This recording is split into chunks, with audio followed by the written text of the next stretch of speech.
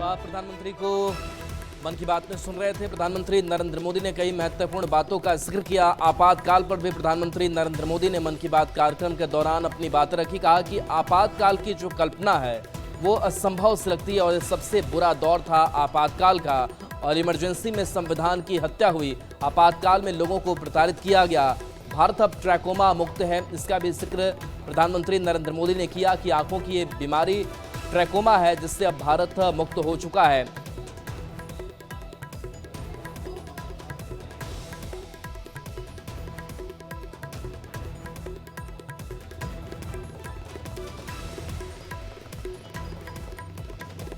और चलिए इस बीच मुंबई से बड़ी खबर सामने आ रही है, जहां पर एक सांप तस्कर गिरफ्तार किया गया है जिसके पास से अलग अलग प्रजातियों के सांप मिले हैं। बड़ी कार्रवाई कस्टम की मानी जा रही है। 5 प्रजाति के 16 सांप यहां से बरामद किए गए हैं। मुंबई से इस वक्त की बड़ी खबर है, जहां एयरपोर्ट पर कस्टम विभाग ने यह बड़ी कार्रवाई की। इस तस्कर को पकड़ा। यात्री के पास से 16 सांप बरामद किए गए हैं जो अलग अलग प्रजातियों के हैं। सभी 16 सांप 5 प्रजाति के बताए जा रहे हैं। बता दें कि यात्री के पास से 16 सांप बरामद किए गए हैं। थाईलैंड से स्मगल कर भारत यात्री लाया था। कस्टम्स ने आरोपी यात्री को गिरफ्तार कर लिया है। तो मुंबई एयरपोर्ट पर यह बड़ी कार्रवाई किया गया है, जहां इन सांपों को बरामद किया गया है। देखिए ये तस्वीर आपको दिखा रहे हैं, जहां पर अलग अलग प्रजाति के ये 16 सांप है। 5 प्रजातियों के ये सांप जिसको स्मगल करके भारत लाया गया था, और इस यात्री को गिरफ्तार कर लिया गया है और उससे पूछताछ की जा रही है। अब बात उत्तरकाशी की करते हैं, जहां पर एक बार फिर से कुदरत का जो कहर है वो यहां देखने को मिल रहा है। बादल फटने से काफी नुकसान यहां पर पहुंचा है। लोग भी दहशत में हैं इस प्राकृतिक आपदा से। और उत्तरकाशी की अगर बात करें तो ये जो इसके कई इलाके हैं वो लगातार आपदाओं से प्रभावित रहते हैं। बता दें कि बड़कोट के यमुनोत्री हाईवे पर सिलाई बैंड के पास बादल फटने से 9 मजदूर लापता बताए जा रहे हैं। सूचना पर पहुंची एनडीआरएफ एसडीआरएफ की टीम ने 19 लोगों का रेस्क्यू कर सुरक्षित निकालने के साथ लापता मजदूरों की तलाश में सर्च ऑपरेशन चला रही है। दूसरी ओर बादल फटने से सिलाई बैंड और ओजरी के पास रोड पूरी तरह से वॉश आउट हो गई है और कृषि जमीन को भी बड़ा नुकसान पहुंचा है, जिसकी वजह से गंगोत्री यमुनोत्री धाम जाने वाले यात्री सुबह से फंसे हैं।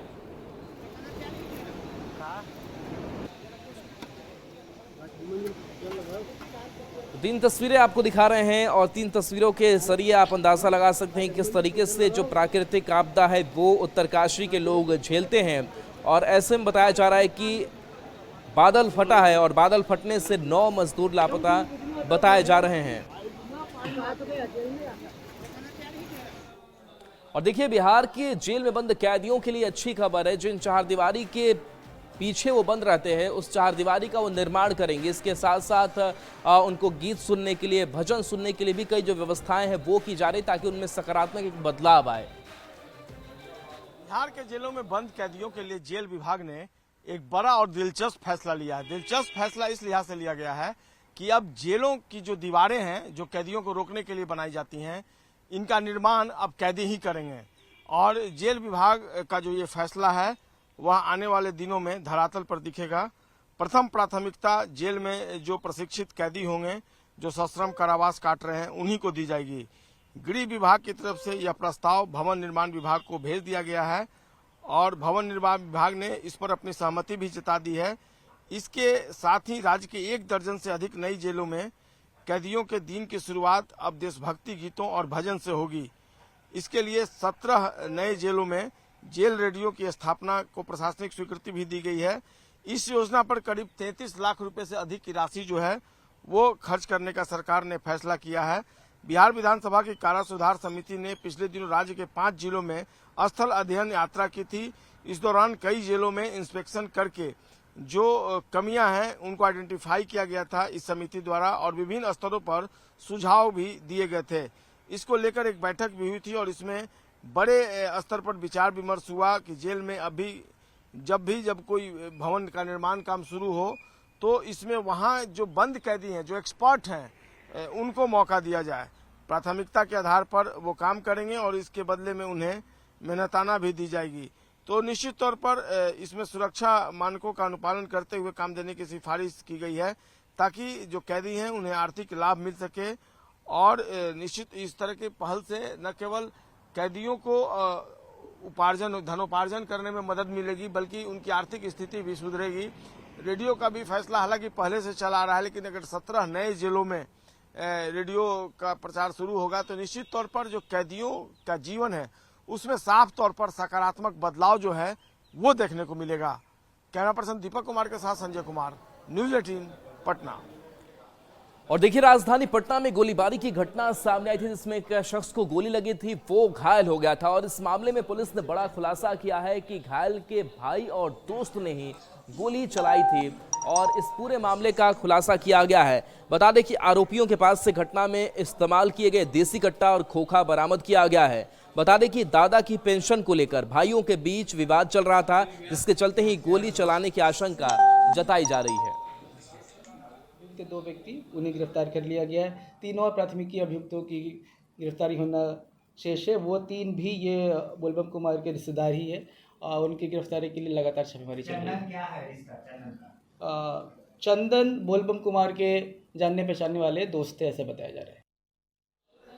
और खबर रामगढ़ से है, जहां पर अब लगातार हो रही झमाझम बारिश से किसानों में खुशी है, लेकिन इसके साथ साथ कई ऐसे जगह हैं जो जलमग्न हो चुके हैं। तो एक साथ साथ राहत और मुसीबत दोनों यह बारिश लेकर के आई है। रामगढ़ जिले में जून माह में बीते 10 वर्ष का बारिश होने का रिकॉर्ड टूट गया है। इस वर्ष की बात करें तो अब तक आज सुबह तक 457.5 mm बारिश जून माह में हो चुकी है। इससे पिछले वर्ष 55 mm बारिश हुई थी। और अगर हम बात करें तो अभी 2 दिनों का ऑरेंज अलर्ट रामगढ़ जिले में यहाँ पर मौसम विभाग द्वारा जारी किया गया है। इस दौरान मेघ गर्जना वज्रपात के साथ भारी बारिश की संभावना व्यक्त की गई है। देख सकते हैं किस तरह से सड़क पर जल जमाव की स्थिति बनी हुई है। इससे पहले की हम बात करें तो बीते 10 वर्षों में 142.4 mm बारिश अब तक का रिकॉर्ड बारिश रहा था, लेकिन इस बार सारे रिकॉर्ड जो है ध्वस्त हो गए हैं। किसान जो है खेतों में अब अपना खेती किसानी के लिए जुट चुके हैं। देख सकते हैं किसानों के चेहरे जो हैं खिले हुए हैं। हम दामोदर की बात करें तो दामोदर का जल स्तर भी लगातार बढ़ रहा है। मौसम विभाग ने लोगों से बिना ज़रूरत के बाहर नहीं निकलने की अपील की है, क्योंकि इस दौरान जो है जगह जगह पर वज्रपात की भी होने की सूचना है। जावेद खान, न्यूज़ 18 रामगढ़। और बड़ी खबर जमुई से है, जहां पर लछवाड़ थाना का घेराव ग्रामीणों ने किया है। आरोप पुलिस पर है कि पुलिस रात में छापेमारी करने पहुंची थी और इसी के विरोध में थाने का घेराव किया गया है। बता दें कि शराब की सूचना पर गांव में पुलिस पहुंची हुई थी और लछवाड़ थाना के फुलवरिया कुड़ासी गांव के ये ग्रामीण हैं जिन्होंने थाने का घेराव किया है। रात में गांव में छापेमारी का ये विरोध कर रहे हैं। शराब की सूचना पर गांव में पुलिस ने छापेमारी की थी।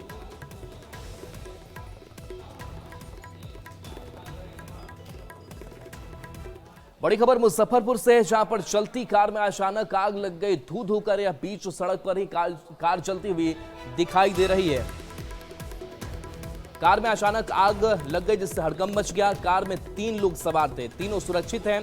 ब्रह्मपुरा थाना क्षेत्र के चांदनी चौक फ्लाईओवर की घटना सामने आई है।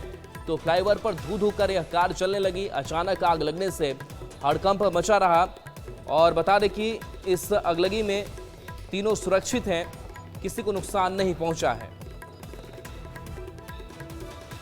खबर सासाराम से है, जहां पर खास करके जो पहाड़ी क्षेत्र है वो पर्यटन की दृष्टि से और भी महत्वपूर्ण हो गया है, क्योंकि बारिश का मौसम है और इस बारिश के बीच जो हरियाली है वो भी छाई हुई है और ऐसे में आंखों को सुकून देने वाली तस्वीर पर्यटक महसूस कर रहे हैं। बता दें कि कैमूर पहाड़ी का इलाका पर्यटकों के लिए आकर्षण का केंद्र हो गया है। जैसे जैसे मानसून का प्रभाव दिख रहा है, पहाड़ों पर हरियाली है, पहाड़ों पर प्राकृतिक झीलों की सुंदरता लोगों के मन को लुभा रही है।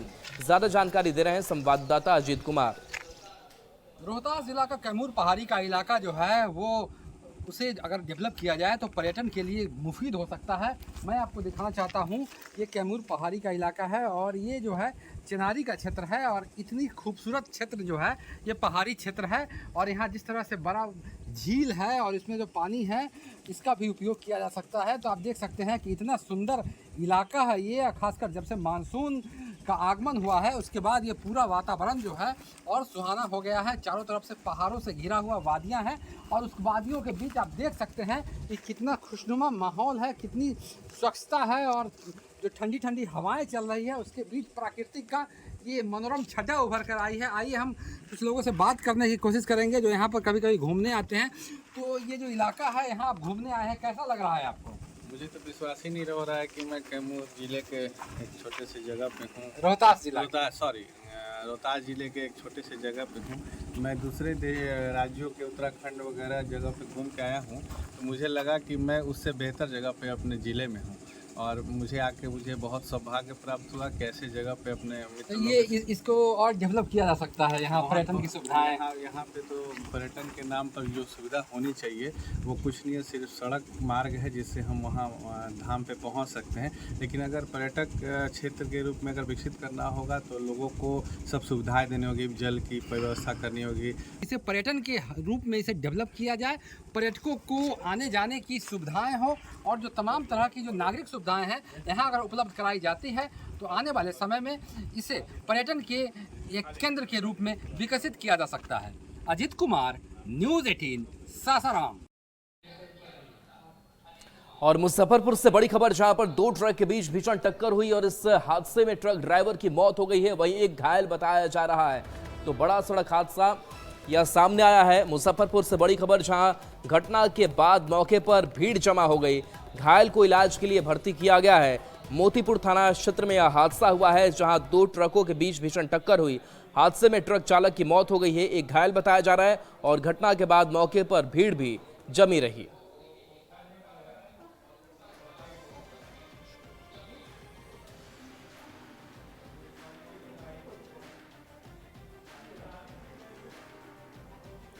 खबर शेखपुरा से है, जहां तालाब की खुदाई के दौरान उमाशंकर की मूर्ति मिली है और जैसे ही ये खबर गांव में फैली, लोग वहां पर पहुंच गए।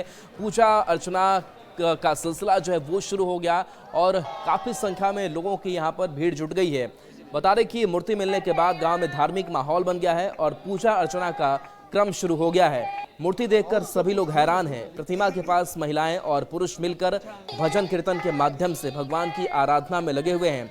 ग्रामीणों के अनुसार मूर्ति अत्यंत दुर्लभ और काले पत्थर से निर्मित है, जो देखने में काफी आकर्षक और मूल्यवान प्रतीत होती है।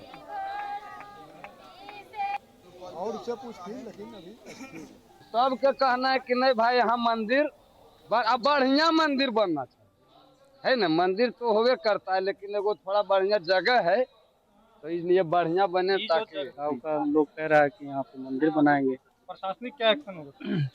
वरीय पदाधिकारी को सूचित किया गया है, जैसा दिशा निर्देश होगा उस अनुसार काम किया जाएगा।